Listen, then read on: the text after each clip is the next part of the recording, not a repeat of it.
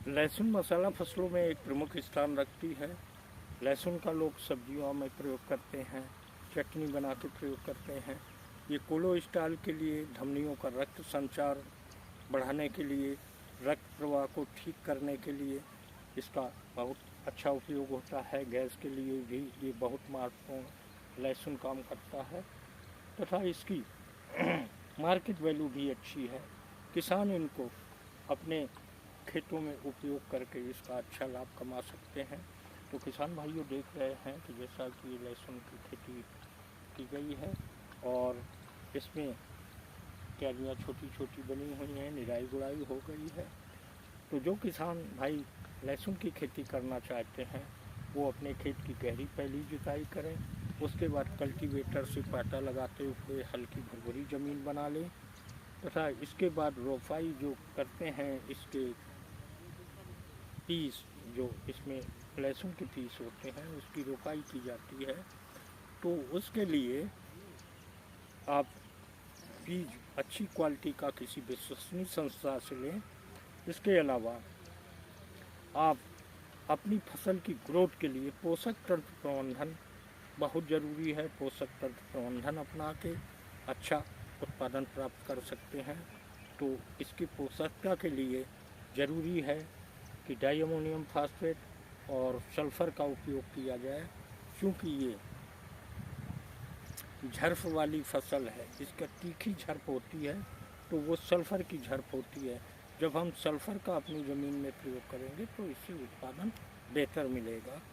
तो इस तरह किसान भाई उर्वरक के रूप में ये कर सकते हैं, लेकिन हम ज़्यादातर अधिकतर किसान भाइयों को ये बताते हैं कि ऑर्गेनिक तौर तरीके से यदि खेती की जाए तो अपनी ज़मीन की सेहत भी सुधरेगी और फसल की क्वालिटी व न्यूट्रिशन वैल्यू होगी। जब तक हम केमिकल का इस्तेमाल करते हैं, चाहे खड़ी फसल में हो चाहे बेसल डेज में हो, तो केमिकल की वजह से हमारी खेती की ज़मीन की जो सेहत है उसकी जैविक और भौतिक दशा है वो भी बिगड़ती चली जा रही है, जिससे उत्पादन कम होता है।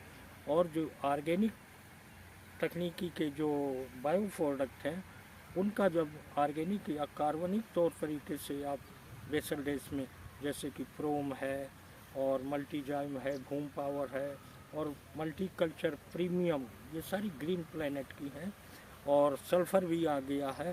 तो ये सारे जो है ऑर्गेनिक तौर तरीके से जब प्रयोग करेंगे तो आपकी ज़मीन में जो है माइक्रोब्स यानी जीवाणु भी पहुँचेंगे जो अपनी प्रक्रिया को बढ़ाएंगे आपकी ज़मीन में, आपकी ज़मीन को सुधार करेंगे। इसके अलावा जो आप फर्टिलाइज़र दे रहे हैं उसको वो डाइवर्सिफिकेशन करके आपके पौधे को, आपकी फसल को ज़्यादा से ज़्यादा मात्रा में देंगे। और चूँकि कार्बनिक पदार्थ होने की वजह से आपकी ज़मीन का कार्बन स्तर भी बढ़ेगा और इसके अलावा आपकी ज़मीन भुरभुरी होगी। तो आप अपने खेतों में जो है कार्बनिक यानी बायो प्रोडक्टों का इस्तेमाल करें। वो ग्रीन प्लैनेट के पास सारे प्रोडक्ट कृषि का संपूर्ण समाधान है, चाहे आप फर्टिलाइज़र के रूप में लें, चाहे आप ग्रोथ प्रमोटर के रूप में लें, चाहे आप कीट रोग प्रबंधन के बारे में लें, तो वो सारे उपलब्ध हैं, तो उनका प्रयोग करें। इसके बाद जब आपने बेसिक ड्रेसिंग करके आखिरी जुताई कर दी, उसके बाद छोटी छोटी क्यारियाँ बना लें और इनकी कवों का हमारे यहाँ कंद जो बोले जाते हैं उनको जवा बोलते हैं, उनको पीपीएसटी से शोधन अवश्य कर लें, क्योंकि ज़मीन के अंदर तमाम तरह की फंगस, तमाम तरह के कीट, बीमारियों की तमाम समस्याएं उपलब्ध हैं। तो वो जैसे आप उसकी रोपाई करेंगे उसके 3-4 दिन बाद जैसे जड़ निकलेंगी उससे, तो ये कीट बीमारियां उस पर अटैक करेंगे। जब पीपीएसटी से आप इसका शोधन करेंगे तब ये सारी समस्याओं का सारा नियंत्रण हो जाएगा। तो इस तरह आप ये देख रहे हैं, इसमें छोटी छोटी क्यारियाँ बना के इसकी फसल रोपाई की गई है और उसके बाद खरपतवार नियंत्रण करना ज़रूरी है। जब फसल हमारी 30 से 35 दिन की हो जाए, तो ये 30 से 35 दिन की फसल है, देख रहे हैं खुरपी की सहायता से उथली निराई गुड़ाई करी गई है, जिससे खरपतवार ना हो। खरपतवार अपनी फसल को प्रतिस्पर्धा करके पोषक तत्व जो दिए हैं उनको ज़्यादा ग्रहण करते हैं, इसके अलावा निराई से, खुरपी की सहायता से जो निराई हम करते हैं, उससे ये होता है कि ज़मीन भुरभुरी होती है, हवा का संचार जड़ों तक होता है और नमी काफ़ी दिनों तक रहती है। तो इस तरह खुरपी की सहायता से निराई गुड़ाई करना आवश्यक है। और उसके बाद जब हमारी पत्तियां ग्रोथ करीब 30 से 35 दिन की अवस्था हो जाए, उस समय ग्रोथ के लिए फसल की जितनी अच्छी ग्रोथ होगी उतने अच्छे उसमें कंद बनेंगे। तो उसके लिए आप जो है ग्रो नाइट्रोकिन की 40-40 मिलीलीटर मात्रा और स्पेडाल 90 की 10 मिलीलीटर की मात्रा को आप प्रति टंकी के हिसाब से 8-10 दिन पे 5-6 स्प्रेइंग करते रहेंगे, क्योंकि ये पत्ती वाली फसल है। इसमें जितना पौधा ग्रोथ करेगा उतने अच्छे बड़े कंद बनेंगे, उतनी अच्छी मार्केट वैल्यू होगी। तो 5-6 स्प्रेइंग इस तरह करें।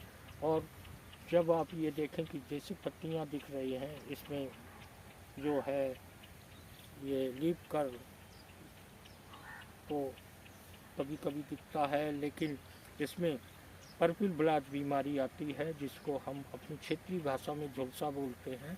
इसके लिए पीपीएफसी की मात्रा जब ये समस्या कुछ दिखने लगे, उस समय इसी घोल में जो आप ग्रोथ प्रमोटर के घोल बनाए हो उसमें आप पीपीएफसी 30 ग्राम मात्रा उसमें मिला के पानी छिड़काव 2-3 बार कर देंगे तो पर्पल ब्लॉट की समस्या खत्म हो जाएगी। कहीं कहीं मैगोट की समस्या आ जाती है, कंद पूरे नहीं बनते हैं, दाने इधर उधर हो जाते हैं। तो उसके लिए आप जैसे आप ब्रेसिंग ड्रेसिंग कर रहे हैं उस समय रूट गार्ड का इस्तेमाल करें, क्योंकि आपकी जड़ें भी प्रभावित होती हैं, जड़ों में सड़न पैदा होती है जो टीजेरियम की वजह से होता है। तो बेसल ड्रेसिंग में उसका स्प्रे कर सकते हैं, या फिर आप खड़ी फसल में जब निराई गुड़ाई करें और पहली सिंचाई करें, जैसे ये निराई गुड़ाई हो गई है और इसकी सिंचाई होना है क्योंकि वो महीन दानेदार है, तो उसको छिड़क के और पीछे से सिंचाई कर दें तो ये जो जड़ सड़न की समस्या है ये ख़त्म हो जाती है।